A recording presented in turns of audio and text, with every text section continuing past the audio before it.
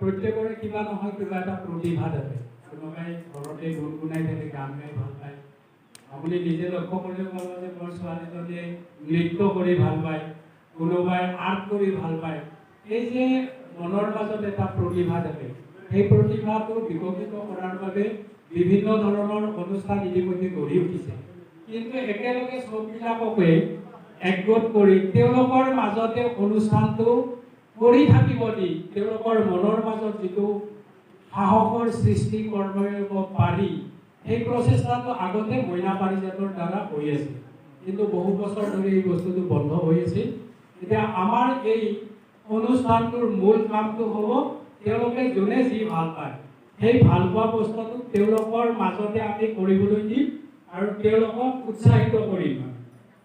তেওঁলোকক আমি এইটো কৰি এনেকুৱা হ'লে এনেকুৱা ধৰণৰ কোনো কথা নকওঁ। তেওঁলোকৰ মনত কামটো কৰি থাকোঁতে কবিতা আবৃত্তিটো কৰোঁতে আমি ভাল হোৱা বুলি কৈ তেওঁক উৎসাহ যোগাই ভৱিষ্যতে মঞ্চত তেওঁ কেনেধৰণে অনুষ্ঠান কবিতাটো আবৃত্তি কৰিব তাক দেখুৱাই দিবলৈ প্ৰয়াস কৰিম। মূল উদ্দেশ্য এইটো মোৰ মনত অহাখিনি কৈছোঁ।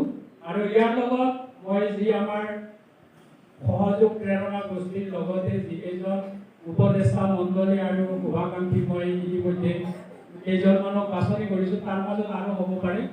মই যিখিনি সাময়িকভাৱে ফটককৈ অহা নামকেইটা মই দিছোঁ, কিছুমান নাম মোৰ হয়তো পিছত পাহৰি থাকিম, আমি যোগ কৰিম পিছলৈকে।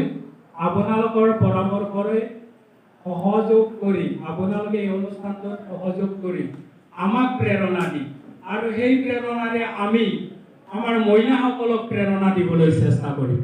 এইখিনিই মূল উদ্দেশ্য আৰু এইখিনি মই সামৰণি মাৰিছোঁ।